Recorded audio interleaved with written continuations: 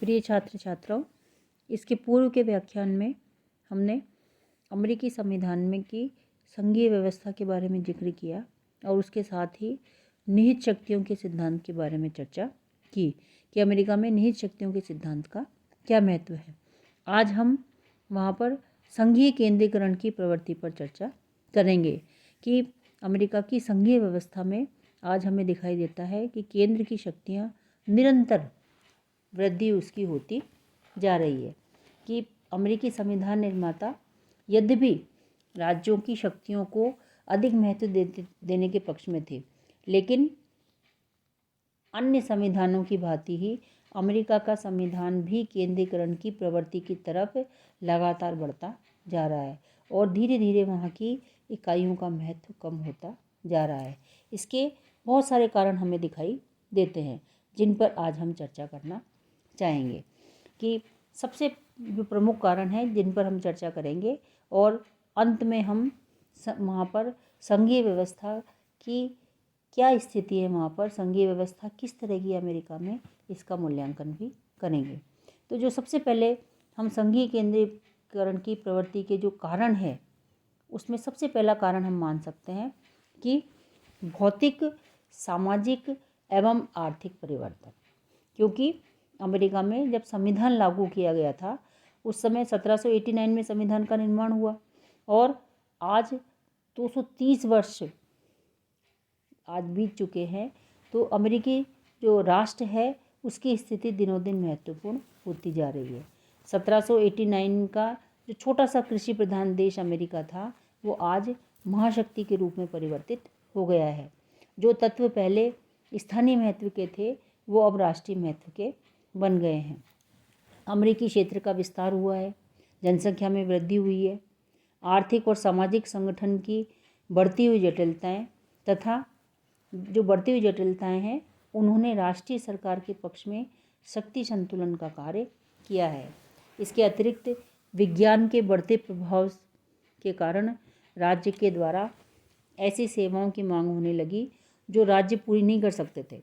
राज्यों के बस में नहीं था कि वो ऐसी आवश्यकताओं की पूर्ति कर सके, इसलिए इसी क्रम में राष्ट्रीय सरकार ने ऐसे कार्यों को अपने हाथ में ले लिया जिससे राज्य नहीं कर पाए।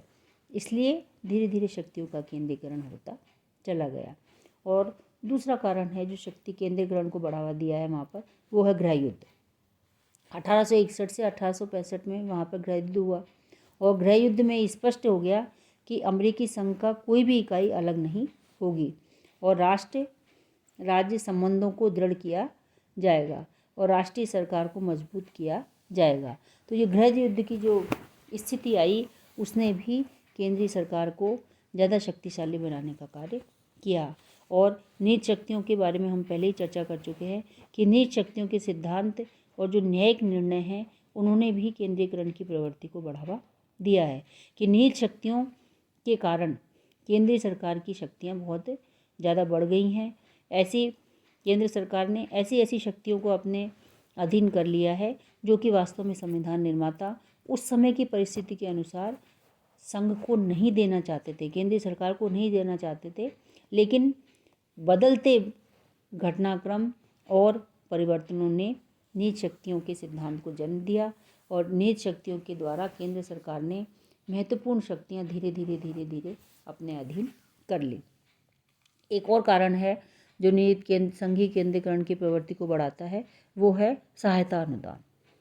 अमेरिकी संघ के राज्यों की स्वायत्तता पर प्रत्यक्ष आघात केंद्र द्वारा राज्यों को मिलने वाली सशर्त सहायता अनुदान राशि है।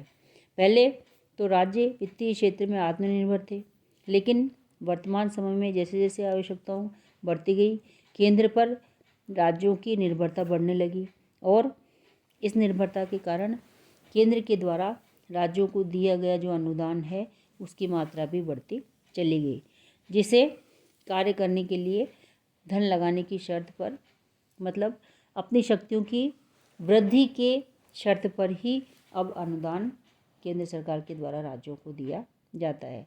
धीरे धीरे राज्य आर्थिक दृष्टि से क्या होने लगे, केंद्र पर निर्भर होने लगे और ये निर्भरता केंद्रीकरण की प्रवृत्ति की ओर बढ़ती चली गई। और एक और कारण है अंतर्राष्ट्रीय स्थिति कि द्वितीय विश्व युद्ध के बाद से अमेरिका महाशक्ति धीरे धीरे बनता चला गया। तो महाशक्ति बनने के साथ साथ ही केंद्रीय सत्ता का शक्तिशाली होना असंभव ही था। आज एकल ध्रुवीय विश्व है क्योंकि सोवियत संघ का पतन हो चुका है 1990 में।